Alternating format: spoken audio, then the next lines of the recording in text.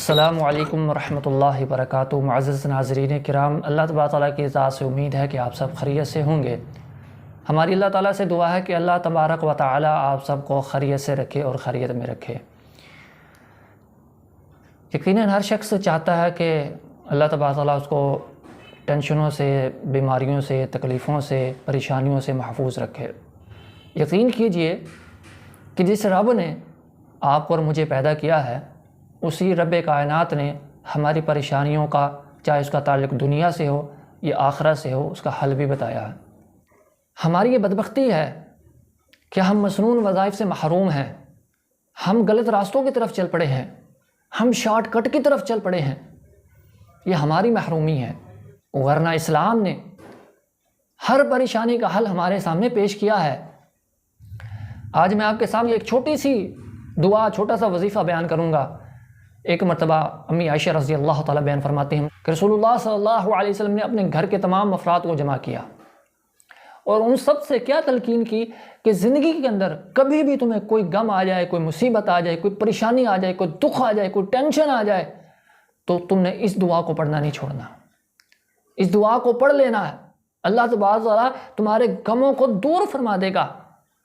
اب رسول اللہ صلی اللہ علیہ وسلم جب اپنے گھر والوں کو جمع کر کے یہ وظیفہ بتا رہے ہیں تو آپ اندازہ لگا سکتے ہیں کہ اس وظیفے کی طاقت کتنی ہے، اس وظیفے کے اندر کتنے فائدے چھپے ہیں جن کی ہم سوچ ہی نہیں سکتے۔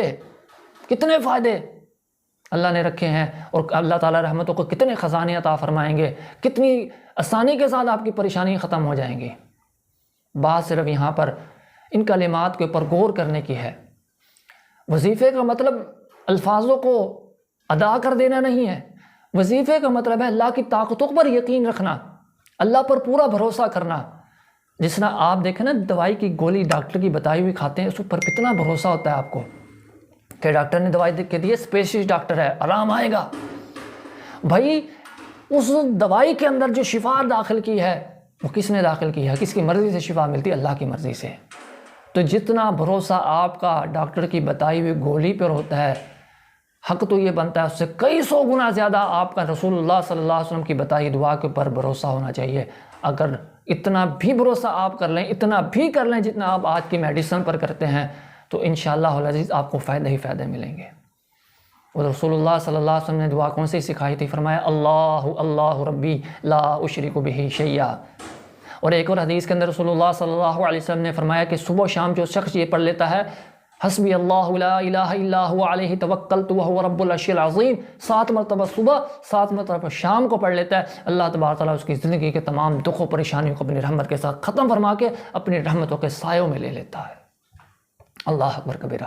میں نے ایک محدث کے بارے میں پڑھا، وہ بیان کرتے ہیں کہ جب سے میں نے 7 مرتبہ ان دونوں وظائف کو پڑھنا شروع کیا ہے، اللہ اللہ ربی لا اشرک بہ شیئا، حسبی اللہ لا الہ الا هو علیہ توکلت وہو رب العرش العظیم، جب سے میں نے ان وظائف کو صبح شام 7 مرتبہ پڑھنا شروع کیا ہے، اس کے بعد میری زندگی کے اندر کوئی کٹھن سے کٹھن مرحلہ، کوئی مصیبت و تنگی، کوئی پریشانی آئی ہی نہیں ہے۔ اللہ اکبر کبیرہ۔ تو اگر آپ چاہتے ہیں کہ جڑ سے مصیبتوں کا خاتمہ ہو جائے، جڑ سے آپ کی زندگی سے ٹینشنیں نکل جائیں، تو ان وظائف کو صبح و شام 7 مرتبہ پڑھنا مت بھولیے۔ اللہ تعالیٰ ہم سب کے لیے آسانی پیدا فرمائے، آمین ثم آمین۔